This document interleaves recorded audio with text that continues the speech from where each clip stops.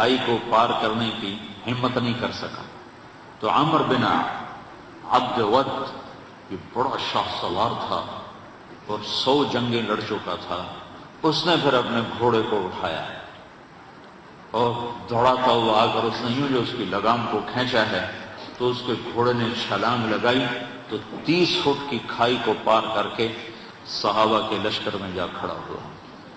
کہنے لگا حل من مبارز، ہے کسی کو مرنے کا شوق تو آ جاؤ۔ تو سارے دم بخود ہو کے چپ کر گئے سب۔ حضرت علی کی عمر تھی 21 سال، وہ کھڑے ہو گئے، یا رسول اللہ میں جاتا ہوں۔ ہم کہا بیٹھو، یہ عمر ہے عمر۔ اس نے پھر کہا ہے کسی کو جنت میں جانے کا شوق جس جنت کے دعوے کرتے ہو؟ تو کوئی نہیں کھڑا ہو۔ حضرت علی کھڑے ہو، یا رسول اللہ میں جاتا ہوں۔ ہم نے کہا بیٹھو، یہ عمر ہے عمر۔ پھر تیسری دفعہ اس نے کہا کدھر گئے تمہارے جنت کے شوق؟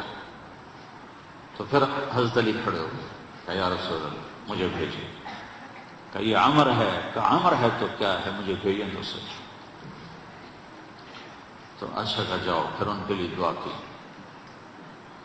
تو یہ بچے سے وہ 100 جنگیں لڑا ہوا۔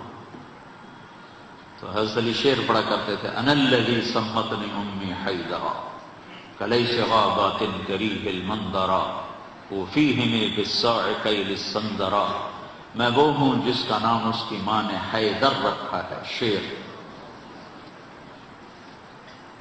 جو جنگل کا بڑا شیر شہنشاہ ہوتا ہے، اور میری تلوار ناپ تول کے کھوپڑیاں توڑتی ہے۔ تو جب وہ آئے نا تو اس نے پہچانا ہے، کہنے لگا کون ہو؟ کہا علی۔ کہا بن عبد مناف؟ وہ پیچھے لے گئے، کہنے بن ابی طالب۔ او بھتیجے تو کہاں سے آ گیا؟ میں نہیں تمہیں قتل کرنا چاہتا۔ وہ اتنا مطمئن تھا، کہ میں نہیں تمہیں قتل کرنا چاہتا۔ چاچا میں تو تمہیں قتل کرنا چاہتا ہوں۔ تو اس کو اتنا غصہ ہے، اس نے گھوڑے سے چھلانگ لگائی اور علی پہ ایسا جارحانہ حملہ کیا کہ علی کو پیچھے دھکیل دیا۔ تو غبار اٹھا، دونوں غبار میں چھپ گئے۔ تو اللہ کے نبی نے ہاتھ اٹھایا، یا اللہ علی کی مدد فرما۔ تو اس نے تھوڑی دیر کے بعد اس نے جو وار کیا جو سر پہ لگا، حضرت علی کے ترچھا اور کندھے پہ آ کے لگا، کندھا زخمی ہو گیا۔ تو اتنے میں حضرت اللہ کے نبی کی دعا، یا اللہ علی کی مدد فرما۔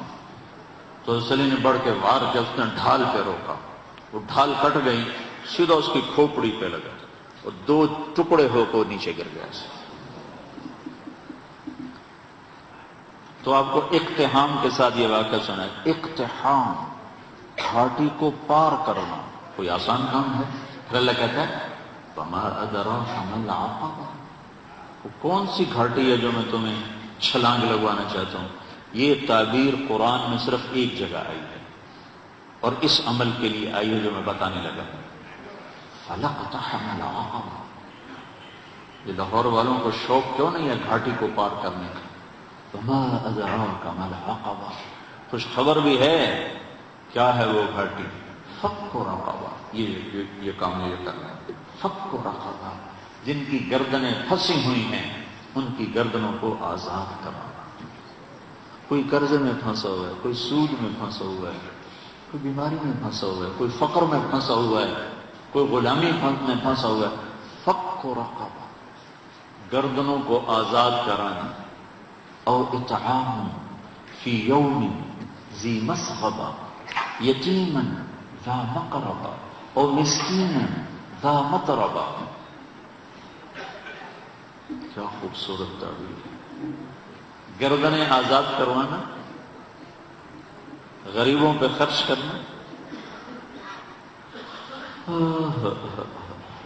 جب مالدار لوگ صرف خواہشات کے غلام بن جاتے ہیں تو غریبوں کی عزتیں نیلام ہو جاتی ہیں۔ جب زکوٰۃ بند ہوتی ہے اور اللہ کے نام کا خرچ بند ہوتا ہے تو غریبوں کی عزتیں نیلام ہو جاتی ہیں۔ فک رقبہ، گردن چھڑانا، قرضے سے، بیماری سے، بھوک سے، افلاس سے، غلامی سے۔ اور غریبوں کو کھانا کھلانا، یتیم کو کھانا کھلانا، مسکین ذا متربہ، جس کے پاس کھانے کو کچھ نہیں اس کے گھر خود جا کے اس کو کھانا کھلانا۔ حسن اور حسین بیمار ہو گئے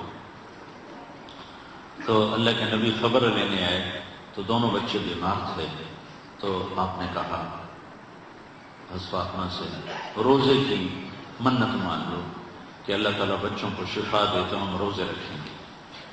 تو دونوں میاں بیوی نے 3 روزوں کی منت مانی کہ اللہ ہمارے بچوں کو شفا دے، ہم روزہ رکھیں گے۔ تو اللہ نے ان کو ٹھیک کر دیا۔ تو دونوں میاں بیوی نے روزہ رکھا اور افطاری کا سامان گھر میں نہیں تھا۔ تو ایک یہودی تھا شمعون، حضرت علی اس کے پاس گئے، کہا کوئی مزدوری ہے؟ کوئی مزدوری ہے؟ کہاں ہے؟ یہ اون ہے، یہ صاف کر دو تو تمہیں جو دوں گا، کچھ جو دوں گا۔ تو وہ اون لے کر گھر میں آئے، حضرت فاطمہ کو دی کہ صاف کر دو۔ انہوں نے اس کو دوپہر تک صاف کیا، وہ واپس لے گئے تو اس نے تھوڑے سے جو دے دے، تو انہوں نے پیس کے آٹا بنایا، کھانا بنایا، روٹی بنائی، سالن تو تھا نہیں۔ دونوں میاں بیوی افطاری کے لیے بیٹھے ہیں کہ دروازے پہ آواز آئی، مسکین ہوں اللہ کے نام پہ کچھ دو۔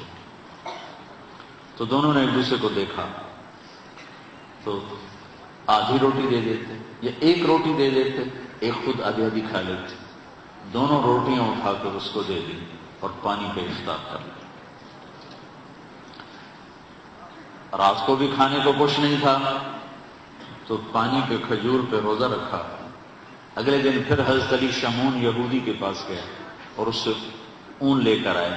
حضرت فاطمہ نے اس کو سارا دن صاف کیا، عصر سے پہلے مزدوری ملی، اس کو صاف، اس کو پیس کر آٹا بنا کر روٹی بنا کر میاں بیوی کھانے پر بیٹھے تو دروازے پہ آواز لگی، یتیم ہوں اللہ کے نام پہ کچھ دو۔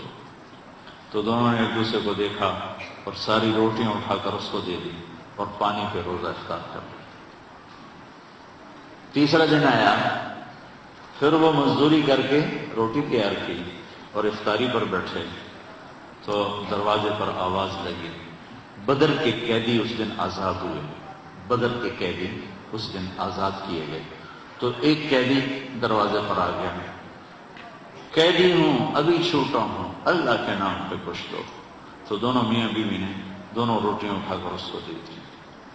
3 دن کے فاقے نے حضرت فاطمہ کو بستر پر گرا دیا اور بیمار ہو گئے۔ تو اللہ کے نبی حال پوچھنے آئے تو ان کے سینے پہ سر رکھ کے رونے لگے بیماری کی شدت سے۔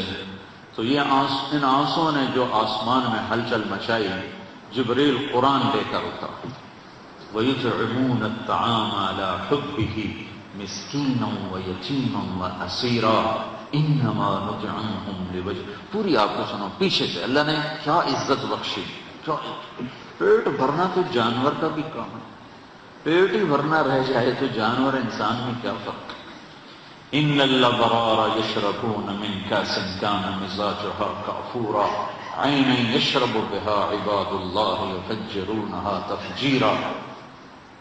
یہ میرے بندے ایک دن آنے والا ہے، وہ پیئیں گے جس کا انہیں تصور بھی نہیں، کافوری شراب پیئیں گے۔ پھر اب ان کی تعریف، ویوفون بالنذر، اپنی نظر کو پورا کرتے، وہ منت کا لفظ، اپنی نظر منت کو پورا کرتے ہیں۔ یوفون بالنذر ویخافون یوما کان شرہ مستطیرا،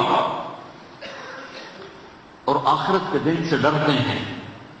اب ان کی یہ صفت ہے، وَيُطْعِمُونَ الطَّعَامَ عَلَى حُبِّهِ مِسْكِينًا وَيَتِيمًا وَأَسِيرًا، یہ خود بھوکے ہوتے ہیں، عَلَى حُبِّهِ، خود بھوکے ہوتے ہیں اور کھلاتے ہیں مسکینوں کو، یتیموں کو اور قیدیوں کو۔ اور پھر ان کی اخلاص کی اللہ نے گواہی دی، انما نطعمکم لوجہ اللہ لا نرید منکم جزاء ولا شکورا۔ اللہ ان کے اخلاص کا گواہ بن رہا ہے کہ یہ کہہ رہے ہیں کہ ہم صرف اللہ کو راضی کرنے کے لیے کھلا رہے ہیں، ہم کوئی آہ واہ نہیں چاہتے۔ انا نخاف من ربنا یوما عبوسا قمطریرا، ہمیں اس دن سے ڈر لگتا ہے جس دن جو دن بڑا خوفناک ہے، بتناک ہے۔ پھر اللہ نے آگے بشارت دی، فوقاهم الله شر ذلك اليوم ولقاهم نضرة وسرورا جزاهم بما صبروا جنة وحريرا متكئين فيها على الأرائك لا يرون فيها شمسا ولا زمهريرا ودانية عليهم ظلالها وذللت قطوفها تذليلا۔ آگے تو یہ قرآن اترا کہ اللہ تعالیٰ کہ جبریل آ گئے پیغام دے کر کہ علی و فاطمہ کا یہ عمل ایسا پسند آیا ہے کہ عرشوں پر بھی دھوم مچ گئی ہے، اور یہ سورہ دہر کی آیات کو اتارا گیا کہ میرا رب ان کے اس عمل پر ایسا خوش ہوا ہے کہ خود کھانا خود جمع کرنا کون سی بڑی بات ہے۔ ایک مہمان آیا اللہ کے نبی کہ یا رسول اللہ بھوکا ہوں۔ آپ نے فرمایا بھائی اس کی مہمانی کون کرے گا؟ ابو طلحہ کہنے لگے میں کروں گا، تو ان کو لے کر گھر آیا، اپنی بیوی سے پوچھا کھانے کو کچھ ہے؟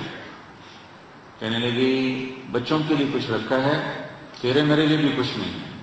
کہا اچھا بچوں کو سلا دو، پہلا کو سلا دو اور کھانا رکھو، اور جب مہمان اور ہم بیٹھ جائیں تو چراغ بجھا دینا، اور ہم منہ ہلاتے رہیں گے اور ہمارا مہمان پیٹ بھر کے کھا لے گا۔